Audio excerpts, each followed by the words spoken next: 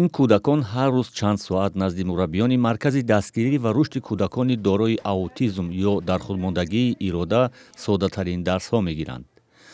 дар худмондагӣ ва ё аутизм халале дар рушди мағзи сар аст ки дар шакли камбуди ҳамгироии иҷтимоӣ ва муошират, инчунин гирифторӣ ба шавқҳои маҳдуд ва корҳои такроршаванда намудор мегардад. мураббиён мегӯянд, кӯдакон дар ин ҷо дар чанд моҳ тағйир мекунанд ва рафтору идроки онҳо пешрафт мебинад. ҳар кадоми ино ҳар ваи худашона доранд, ҳар якташ ба падходи худашона меёбед.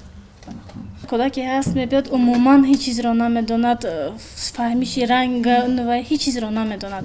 оста оста дар равиши дарсашон баъд хушудтар афзоишашон зиёд мешавад, кушода мешаванд. баъд закон жест, закон фаҳмидан, аз рӯи гап задан ҳам метавонад, аз рӯи расм, суратҳо, картинко фаҳмондан метавонад, мақсади дилашро, мисол ҳамин кӯдак чӣ мехоҳад, бозӣ мехӯрдан, аз рӯи ҳамин мефаҳмонанда. аксари мураббиёни маркази ирода афроде ҳастанд, ки фарзандонашон аутизм доранд.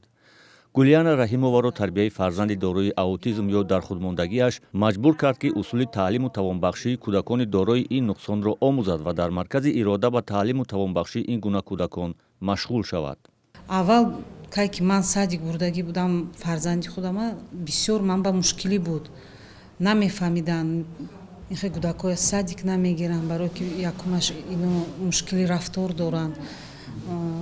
барои ҳамин ино худашона дар ҷомеа нақс ҳис кард наметавонану на ҳама маълимо, на ҳама мураббиёи садик мефаҳманд. ҳозир кам кам муддати 4-5 сол мо тренингҳо мегузарем, маълимо мефаҳманд. ба қавли гулияна, аксари кӯдакони дорои аутизм барои таълим дар боғчаву мактаб ба ёварии доимӣ ниёз доранд, ки на ҳама волидайн ин имкониятро дорад. коршиносон бар инанд, ки ошкор кардани аутизм то 3 солагии кӯдак душвор аст, вале чӣ қадар зуд дарёфтани он метавонад сабаби бартараф гаштанаш шавад.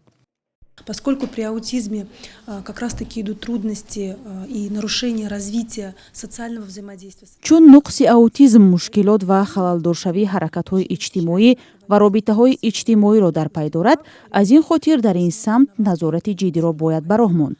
Масалан, кӯдак ба шумо чӣ гуна нигоҳ мекунад, чӣ гуна кӯдак ба номаш вокуниш мекунад, чӣ гуна кӯдак дар ҷавоб ба шумо механдад, кӯдак вақте хурд аст чӣ гуна ҳангоми хоҳиши чизе рафтор мекунад, имову ишораро истифода мебарад. С просьбой, да, когда он маленький, он использует жест, он использует взгляд.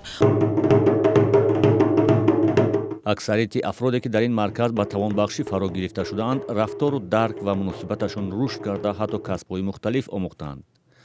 саёд қурбонмамадов, ки низ аутизм дорад, тӯли 3 моҳ дар маркази ирода барномаҳои компютериро омӯхта 2 моҳи дигар коромӯзӣ кардааст.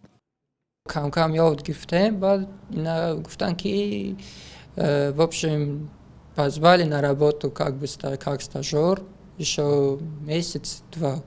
ҳозир кор кардостед? уже год.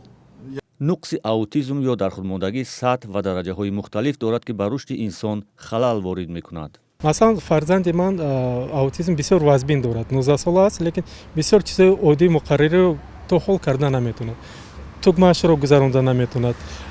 барои мисол, барои инҳо тамоми умр бояд як кас дар назди онҳо бошад, ёрдамчӣ бошад. ҳаст кӯдаконе ки аутизмашон нисбатан сабуктар аст, айнан модароне ки кӯдаки аутизмдор дорад, аз ҳама стресси баланд доранд.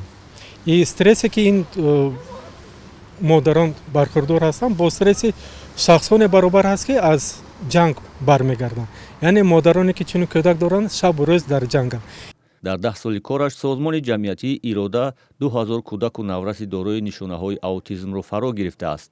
аз 3500 нафари то 18 сола, ки дар маркази ҷумҳуриявии равонпизишкии кишвар бо нуқси равонӣ сабт шудаанд, ҳудуди 300 нафар дорои аутизм ё дар худмондагӣ будаанд.